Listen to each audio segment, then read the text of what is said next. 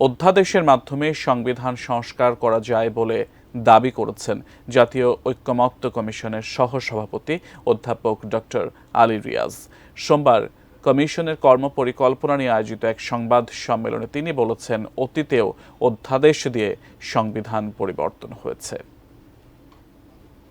গুরুত্বপূর্ণ সুপারিশগুলোকে অন্তর্বর্তী সরকারের গঠন করা ৬টি সংস্কার কমিশনের প্রধানদের নিয়ে গঠিত জাতীয় ঐকমত্য কমিশনের প্রথম আনুষ্ঠানিক সংবাদ সম্মেলন সোমবার জাতীয় সংসদের এলডি হলে।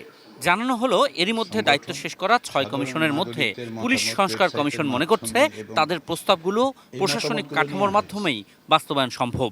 বাকি ৫ কমিশনের প্রস্তাব নিয়ে ১৬৬টি সুপারিশ তৈরি করেছে জাতীয় ঐকমত্য কমিশন। টপার ননস্টিক কুকওয়্যারে ৫ স্তরের ইউরোপিয়ান স্ট্যান্ডার্ড কোটিং থাকায় খাবার লেগে যায় না। এমন জাতীয় সংসদ নির্বাচন করা সম্ভব যা প্রাথমিকভাবে গণপরিষদের দায়িত্ব পালন করবে এবং পরবর্তী সময়ে তারা জাতীয় সংসদ হিসেবে কাজ করবে।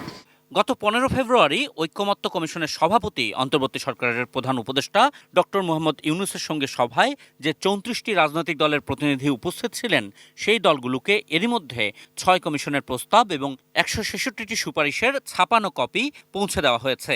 এসব সুপারিশ নিয়ে চলতি সপ্তাহের শেষ কার্যদিবসের মধ্যেই রাজনৈতিক দলগুলোকে মতামত দিতে বলা হয়েছে।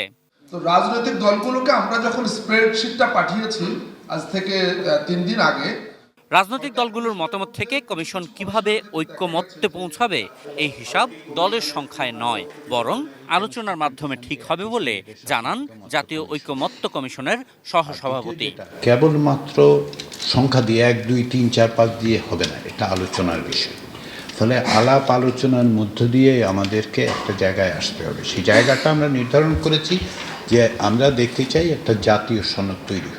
বিএনপি সহ অনেক রাজনৈতিক দল এরই মধ্যে সংসদ ছাড়া সংবিধান সংশোধন না করার পক্ষে মতামত দিয়েছে। এই বিষয়ে কমিশনের ভাবনাও তুলে ধরা হলো সংবাদ সম্মেলনে। অধ্যাদেশের মাধ্যমে সংবিধান সংস্কার করা যায়, এটা বাংলাদেশে হয়েছে।